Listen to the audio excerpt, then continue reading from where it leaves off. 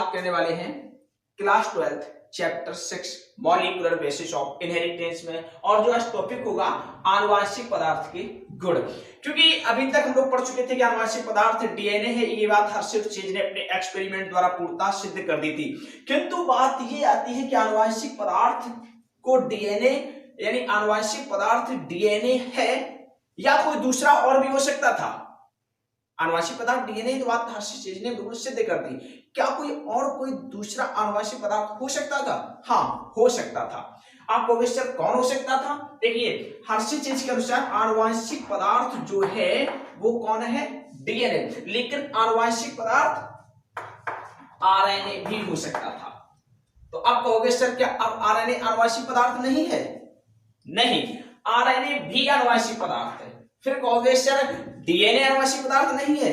नहीं, डीएनए भी आनुवांशिक पदार्थ है। फिर कहोगे सर दोनों आनुवांशिक पदार्थ हैं? हाँ, बिल्कुल बात ठीक है।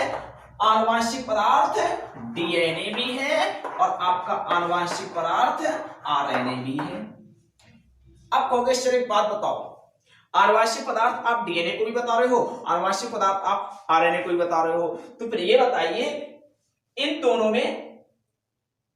में आनुवांशिक पदार्थ कौन सा है जो हमारे पास है? हाँ, जो हम लोगों का आनुवांशिक पदार्थ है वो डीएनए है। फिर कहोगे सर आरएनए किसका आनुवांशिक पदार्थ है? आरएनए आनुवांशिक पदार्थ जो है वो हम लोगों का आनुवांशिक पदार्थ नहीं है, वो कुछ वायरसों में आनुवांशिक पदार्थ के रूप में कार्य करता है। अब बात आती है सर इन दोनों में सबसे ज्यादा आनुवांशिक पदार्थ के रूप में किसे जाना जाता है? तो आपको पता होना चाहिए फर्स्ट वरीयता डीएनए को ही दी जाती है ना। तो सबसे ज्यादा जीवों का जो आनुवांशिक पदार्थ है वो डीएनए है, ठीक है। उसके बाद वैसे भी सीधा यदि क्वेश्चन पूछा जाए तो आनुवांशिक पदार्थ क्या है, तो आपका एक आंसर होना चाहिए आनुवांशिक पदार्थ डीएनए है। लेकिन विकल्प के तौर पर यदि पूछा जाए आनुवांशिक पदार्थ क्या है, डीएनए है कि आरएनए है कि दोनों है कि इनमें से कोई नहीं है, तो आपका आंसर ये भी हो जाएगा कि आनुवांशिक पदार्थ दोनों है, ठीक है। इस प्रकार से ये बात आती है। लेकिन अब बात आती है कि इन दोनों में आनुवांशिक पदार्थ की जो फर्स्ट वरीयता दी गई वो डीएनए को दी गई, आरएनए को क्यों नहीं दी गई, है ना। तो आज हम इसी पर कुछ बात करने वाले, यहाँ से कई क्वेश्चन क्लियर हो गए, ठीक है। कई कॉन्सेप्ट जो आपके दिमाग में अभी तक प्रश्न चिन्ह बने हुए थे वो आज यहाँ पर कई सारे क्वेश्चन, कई सारे डाउट आपके क्लियर हो गए। तो अब बात आती है आरएनए आनुवांशिक पदार्थ नहीं है या है। डीएनए आनुवांशिक पदार्थ 100% है, ठीक है। तो अब बात आती है आनुवांशिक पदार्थ के क्या गुण होने चाहिए, कैसे बता सकते हैं कि आनुवांशिक पदार्थ है, ये आनुवांशिक पदार्थ नहीं है, या फिर डीएनए सबसे बेहतर और सबसे अच्छा आनुवांशिक पदार्थ माना जाता है जबकि आरएनए नहीं, या फिर अधिकांश जीवों का आनुवांशिक पदार्थ डीएनए है, आरएनए नहीं। इस प्रकार से कई सारे क्वेश्चन आते हैं। चलो देखते हैं। पहली बात तो कैरेक्टर रासायनिक रूप से स्थायी होना चाहिए। आनुवांशिक पदार्थ वह होगा जो रासायनिक रूप से स्थायी हो। क्या हो? रासायनिक रूप से स्थायी हो। चलो पता करते हैं। तो देखिए, मैं लेता हूं डीएनए को और लेता हूं आरएनए को, ठीक है। दोनों को देखता हूं रासायनिक रूप से स्थायी कौन है। तो देखिए, डीएनए जो होता है इसमें हाइड्रोक्सिल समूह एक होता है। हाइड्रोक्सिल समूह कितना होता है? एक होता है। जबकि आरएनए में हाइड्रोक्सिल समूह कितना होता है? दो होता है। कितना होता है? दो हाइड्रोक्सिल समूह अतिरिक्त होते हैं, ठीक है। मतलब पूरा एक चेन बनने के बाद जो शेष हाइड्रोक्सिल समूह बचते हैं उनकी मैं बात कर रहा हूं, ठीक है। तो आरएनए में हाइड्रोक्सिल समूह कितना होता है? एक होता है। जबकि डीएनए में हाइड्रोक्सिल समूह कितना होता है? एक होता है। और आरएनए में हाइड्रोक्सिल समूह कितने शेष बचते हैं? दो बचते हैं। तो इसलिए जिसमें हाइड्रोक्सिल समूह ज्यादा होंगे वो कम स्थायी होगा। तो ज्यादा किसमें है? आरएनए में। तो आरएनए कम स्थायी है। और जिसमें हाइड्रोक्सिल समूह कम होंगे वो ज्यादा स्थायी होगा। तो हाइड्रोक्सिल समूह कम किसमें है? डीएनए में। तो ये ज्यादा स्थायी है। पहला कैरेक्टर तो ये हो गया। दूसरा, डीएनए में होता है थाइमिन। डीएनए में क्या होता है? थाइमिन, जबकि आरएनए में क्या होता है, आरएनए में होता है यूरेसिल, आरएनए में क्या होता है, यूरेसिल। तो एक बात आपको यह भी पता होना चाहिए कि जिसमें थाइमिन होगा वो रासायनिक दृष्टि से अधिक स्थायी होगा और जिसमें यूरेसिल होगा वो रासायनिक दृष्टि से कम स्थायी होगा। तो यहां पर सीधी सी बात हो गई कि आरएनए रासायनिक दृष्टि से कम स्थायी है, इसके 2 प्रूफ मिल चुके हैं, और डीएनए रासायनिक दृष्टि से अधिक स्थायी है, इसके 2 प्रूफ मिल चुके हैं। ठीक है, अब चलिए मैं अपनी दूसरी हेडिंग पर बात करता हूं।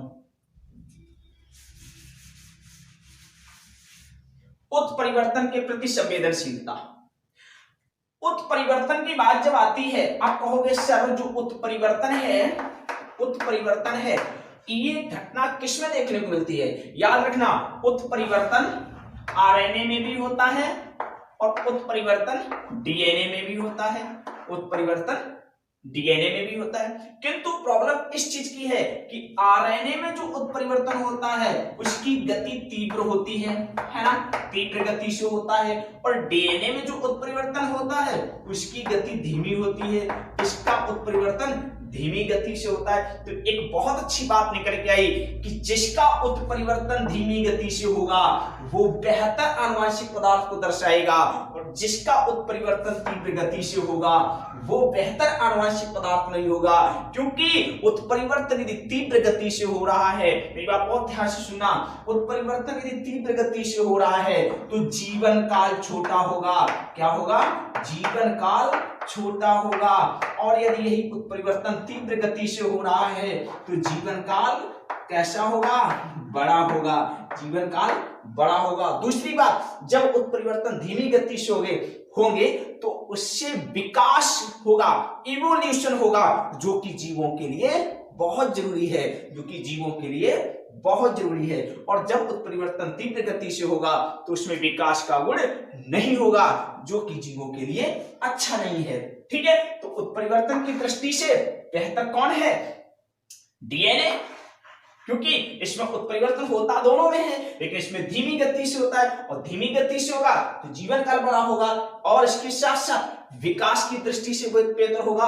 किंतु जो आरएनए है उसमें उत्परिवर्तन तीव्र गति से होगा, जो कि एक तरीके से जीवन काल को छोटा कर रहा है और विकास में भूमिका नहीं निभाता है। इसीलिए ये हमको आरएनए में मुख्य रूप से वायरस में देखने को मिलता है, इसीलिए वायरस का जीवन काल छोटा होता है।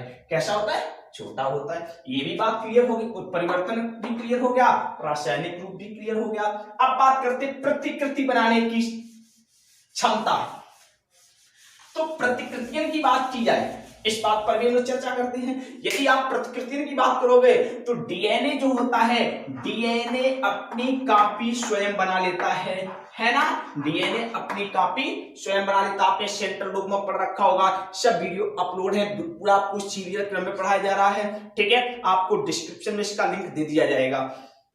डीएनए से, मेरी बात बहुत ध्यान सुनना, डीएनए से डीएनए बनता है, किंतु याद रहे डीएनए से आरएनए बनता है।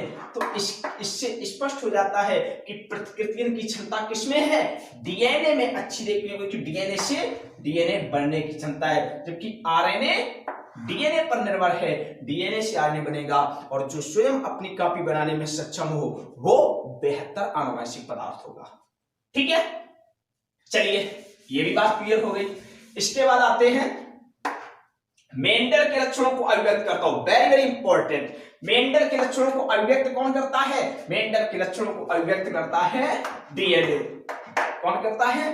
डीएनए करता है। ये भी गुण डीएनए के पास होता है, ये भी याद रखना है। मेंडल के लक्षणों को भी अभिव्यक्त करने की क्षमता होनी चाहिए, वो बेहतर आनुवंशिक पदार्थ होगा, और ये क्षमता किसके पास है? डीएनए के पास।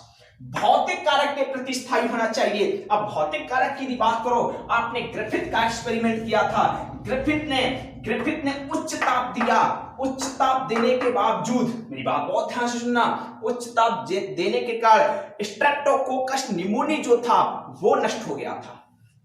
स्ट्रेप्टोकोकस निमोनी जो था वो नष्ट हो गया था। तो स्ट्रेप्टोकोकस निमोनी नष्ट हो गया था, ताप बढ़ाने पर स्ट्रेप्टोकोकस निमोनी नष्ट हो गया था, किंतु डीएनए नष्ट नहीं हुआ था, पता होगा ना। तो इसीलिए ग्रिफिथ के प्रयोग में भी इस बात को स्पष्ट किया गया था कि कितना भी ताप परिवर्तन कर दिया जाए, कितना भी भौतिक परिवर्तन कर दिए जाए, किंतु डीएनए नष्ट होने वाला नहीं है। और जो भौतिक परिवर्तन और भौतिक कारकों से नष्ट नहीं होगा वो बेहतर आनुवंशिक पदार्थ होगा। तो बेहतर आनुवंशिक पदार्थ कौन है? बेहतर आनुवंशिक पदार्थ डीएनए है, आरएनए नहीं हो सकता। वो है आनुवंशिक पदार्थ, लेकिन डीएनए की तुलना में आरएनए इतना बेहतर नहीं है। ये देखो इंपॉर्टेंट नोट पॉइंट आ गया, ठीक है। याद रखना आप लोग जब भी मेरा वीडियो पढ़ा करो अपने पास एनसीईआरटी बुक जरूर रखो, क्योंकि एक एक बात जितनी भी मैंने बताई है आपको 100% एनसीईआरटी को ध्यान में रखा गया है। आरएनए जिनका जेनेटिक मटेरियल है वो मुख्य रूप से 2 वायरस आपके एनसीईआरटी में वर्णित किए गए हैं, ठीक है। टीएमबी, टोबैको मोज़ेक वायरस, इसका पूरा नाम याद रखना पड़ेगा आपको, टोबैको मोज़ेक वायरस। ऐसे मान लो एग्जाम का हीरो है ये जो नोट पॉइंट है ये एग्जामिनर के लिए हीरो है और आपके लिए आपकी दिमाग की टेंशन करेगा, ठीक है। तो आनुवंशिक पदार्थ आरएनए किसका है? आनुवंशिक पदार्थ आरएनए आनुवंशिक पदार्थ के रूप में काम करता है, वो टोबैको मोज़ेक वायरस और क्यूबिटा बैक्टीरियोफेज में आरएनए आनुवंशिक पदार्थ के रूप में कार्य करता है। इस प्रकार यहाँ पर आपको पूरा मैंने बता रखा है और यहाँ से ही सारे के सारे क्वेश्चन आपके बनने वाले हैं। धन्यवाद। यदि आपको हमारा वीडियो पसंद आ रहा है, आपको मेरी बात अच्छी से बेहतर लग रही है, आपको लगता है कि नहीं जो मैंने यहाँ पर पढ़ा है वो 100% एनसीईआरटी था, तो आप मेरे चैनल को लाइक, सब्सक्राइब और शेयर कीजिए। धन्यवाद।